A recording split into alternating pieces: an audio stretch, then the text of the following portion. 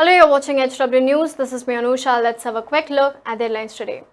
More than 19 lakh people in Assam have been excluded from the final version of the NRC in Assam that was released by the government today.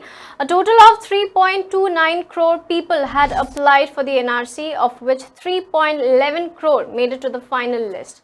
NRC is till date the biggest drive to verify citizenship in India. It is aimed at identifying illegal immigrants who entered and settled in Assam, primarily from Bangladesh after March 25th of 1971, and deport them to their native country.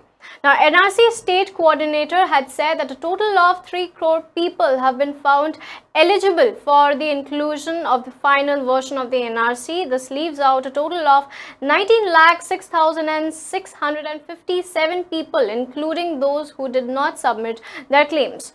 Now, the coordinator had further said that those who are not satisfied with the outcome can file an appeal before the Foreigners Tribunal. The final list of the NRC in Assam comes 14 years after the then Prime Minister Manmohan Singh chaired a meeting between the central government and the Assam government and All Assam Student Union, where a consensus was developed that the National Register of Citizens should be updated to honor the promises made in the Assam Accord of 1985. Now, last year, when the second draft of the NRC was released on June 30th, a huge controversy erupted as nearly 40 lakh people in Assam were excluded from the NRC list. Now, the announcement of this final NRC list is likely to be the biggest development in Prime Minister Narendra Modi's second term after the centre's move to scrap the special status of Jammu and Kashmir and to divide it into 2 union territories. Now, the centre has said that people whose name don't appear in the final list cannot be declared foreigners till all legal options are exhausted. Every person who are left out of the NRC can appeal to the Foreigners Tribunal, and the time limit of the file to appeal has been extended from 60 to 120 days. The Home Ministry had also said that at least 1,000 tribunals will be set up in phases to hear disputed cases. 100 tribunals are open presently and 200 more will be open in the first week of September. If one loses the case in the tribunal, one can even approach to the High Court and then to the Supreme Court. No one will be put in detention centers until all legal options are exhausted, said the centre.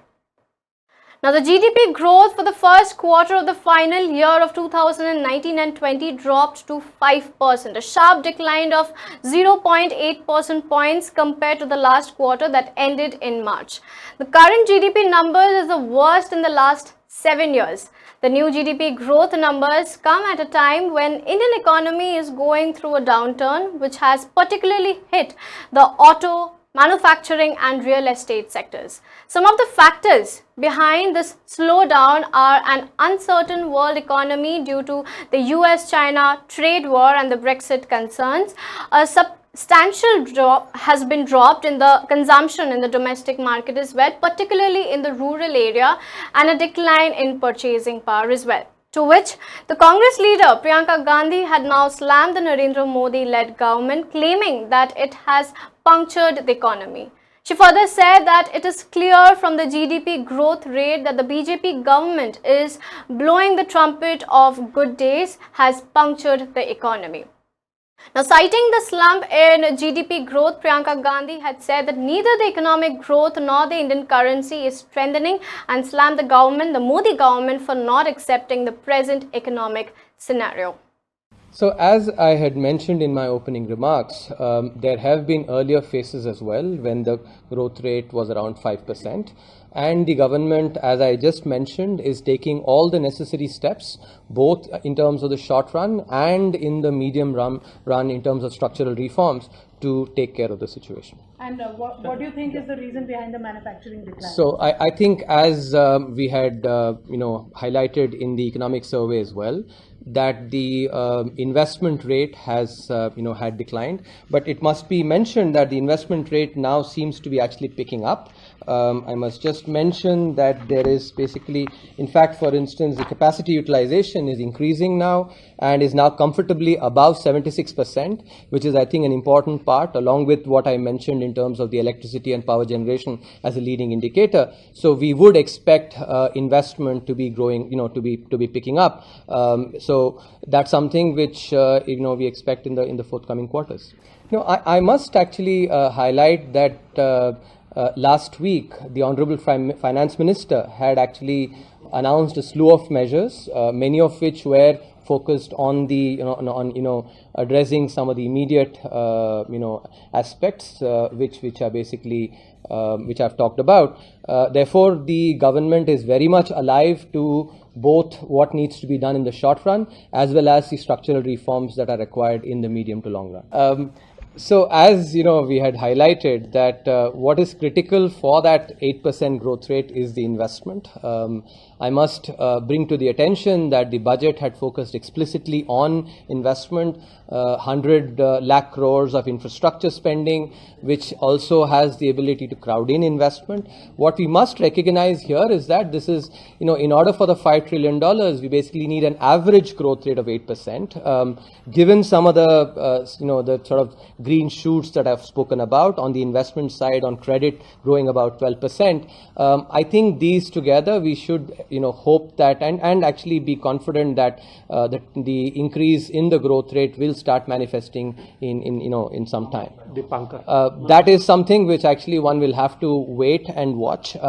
My sense is that we have, as I've mentioned, we have been in earlier periods, growth rate of 5%, but we've bounced back from that.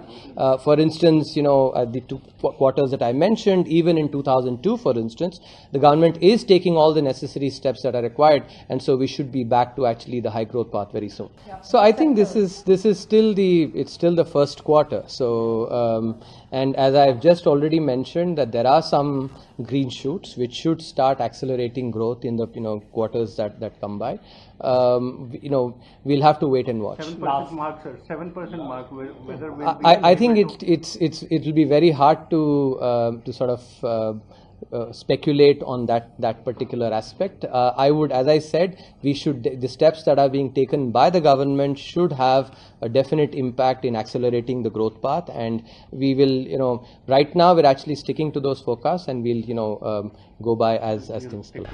Now moving on, a police report by the Jammu and Kashmir police have stated that 280 law and order incidents took place in Jammu and Kashmir over the last 3 weeks, with Srinagar topping the list with over 160 such incidents reported from that area. And all these incidents occurred between August 5th and August 7th after the abrogation of the provision of Article 370 and the bifurcation of the state. Now around 22 such incidents has also taken place in Pulwama, 18 in Baramulla reported in the Indian Express, and on 17th of August, the valley has recorded 24 such incidents, the highest number of the incident in a single day.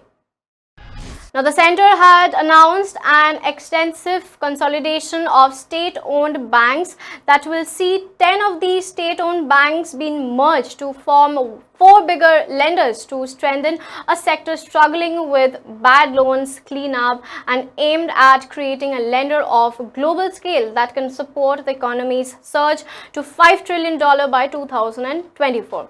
Now, the government had also announced that the governance formed to improve their health as well. Yesterday, at a press conference, Finance Minister Nirmala Sitharaman, while announcing the big banking reform, she said that she wants to create next generation banks. Bank Union as well, however, had opposed this mega merger move, saying that it lacks any rationale and it's a banking killing reform. Food inflation was skyrocketing. They didn't even pretend controlling inflation. And even more, every endowment, whether it was space-based, coal-based, under the earth mineral-based, every scandal, the economy of their party and their individuals improved, not देश की economy. इसलिए economy के ऊपर Congress common करने से पहले वो जरा उनके ही अपने फिनांस पूर्व वित्त मंत्री गण जितने भी हैं उनसे थोड़ा एडवाइस लें, बात बाद में करें. वो प्रश्न एक है. दूसरा, सरप्लस फ्रॉम रिजर्व बैंक, ये भी मुझे आश्चर्यजनक लगता है कि कांग्रेस पार्टी इसके ऊपर भी बिना सोचे समझे टिप्पणी करते रह रहे। सरप्लस निकलता है after taking care of, after providing for any emergency situation.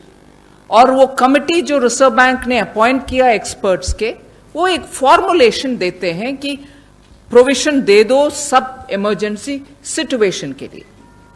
वो फाइनेंशियल इमरजेंसी हो सकता है, कुछ और इमरजेंसी हो सकता है, वो सब का प्रोविजनिंग करने के बाद जितनी भी सरप्लस है उसमें से कितने दे सकते हैं, ये कमेंट वो कमिटी करती है, फॉर्मुलेशन। वो फॉर्मुलेशन को अमाउंट में रिजर्व बैंक उनका करंट पोजीशन के आधारित करते हैं। इसीलिए बिना प्रोविजन पूरे उनके खजाने से हम सरकार नहीं लिए, वो कमिटी उनका है, निर्णय उनका है और तय करते हैं उनके करंट सिचुएशन को बेसिस करते हुए। उसमें सभी रिस्क का प्रोविजन होता है, चाहे वो मार्केट रिस्क हो, फाइनेंशियल रिस्क हो, क्रेडिट रिस्क हो, उन सब का प्रोविजनिंग होने के बाद ही सरप्लस तय करते हैं। सो Congress certainly it is going to be a disastrous move, and this move was initially decided on January 2016 in a big conclave where Narendra Modi was present, being the Prime Minister. That time Hasmukh Adhiya was Finance Secretary, I suppose, and Raghuram Rajan himself was present. And this program was announced by government as a Jnana Sangam program. They said out of 28 public sector banks, we have to create 7 big banks. Now, problem of non-performing asset is very serious in all the banks, and that time it was 3 lakh crore was the non-performing asset. As of today, hardly there is 1 lakh crore is recovered, and today NPA, non-performing asset, is 10 lakh crores in RBI books, which is reflecting all the banks' balance sheets. Now the question is, NPA is growing and government and the banks are not in a position to recover this non-performing asset.